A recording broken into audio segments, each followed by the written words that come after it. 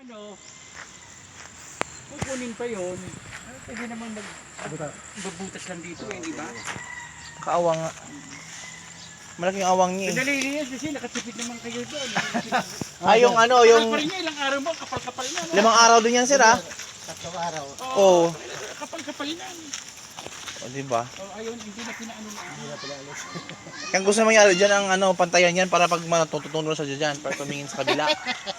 Ito, Diba? pwede nang ibagsak yan. Oo sir, babagsak na lahat yan sir. Para matambakan niya.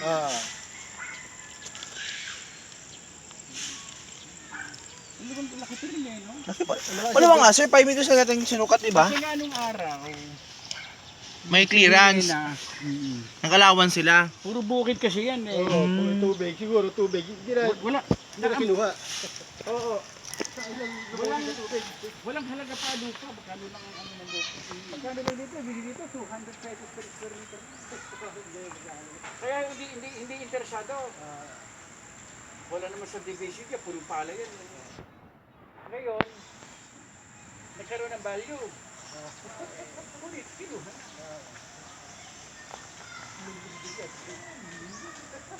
Kaya nga yung nakuha, ang ano nyo, kontrata 1.2 million ang pader.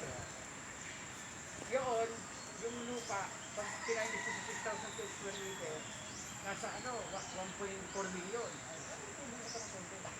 Diba? Kala ba kayo sir? Oo. Nabago yung pader. Kasi yung pader natin, marunok na. Tubo ka pa kami. Marunok po kasi yung pader. Ang ano ni Amo yung, ganun pa rin. Sabi ko, marupok na kasi ho yung pader. Marunok na. Dito nagpader ho tayo, kunin na natin yung ano. Kasi yun yung susunod na masisira din eh. Marunok na. Galaw-galaw yung worker. Bagsak eh. Pwede gumawa na ng bago ka. At kunin na natin yung yan natin. Kaya pinresent ko kay Amo. Sigurado ka may lupa pa tayo ito. Meron sir ito. Ano kuha nga? Pati nga yung malaking yan. Ayan o, yung pader niya yung panikong ganon. Oo. Pag ganun yan, pag ganun ng forma eh. Taka ka lang, bakit na ipadala yung kataas sa kabila? Bakante. Eh bakante Hindi, yung... hindi niya na tinuloy. Oo. May pader dyan. Hindi, ito yan. Oo sir. Hindi niya na itinuloy ang construction.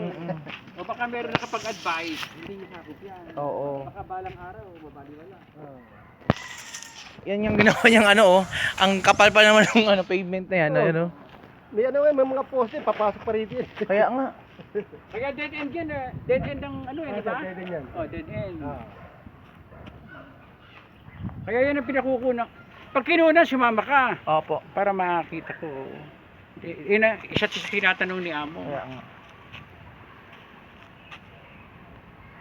Baka Kasi kung ma-acquire yun, baka sama pa yung puno ng mangga. hindi, kung ma-acquire yun, ito, pwedeng, ano na, konti na lang eh, di ba? Oo, konti na lang sa'yo. Oh, bibigyan na lang sila na ano, Notice. na notice sila. Na huwag lang kayong magtatapon ng basura dito. Ano. Otherwise, pag nag-violate kayo, kukunin namin yung ano. Makapal, malaki pa rin pala niya. Di Oh. ba? Dahil alam kakausapin niya. Parang kasama yung dugtong, yung bagong ginawang dugtong na yan. Nakukuha pa yata. Kung sino yung mga natira, No sir, no. kung sino yung mga nakatira, mimitingin. Yung dugtong na yan, tinama sir, yung bagong Gagawa dugtong. tayo agreement. Pagka kayo, nag-ano dyan, for the meantime, hindi namin na-anuhin, di ba? Sequester. Oo. Pero pagka kayo, nagbutas dyan, urong ba? Goodbye. Eh, nagsabong kayo ng basura.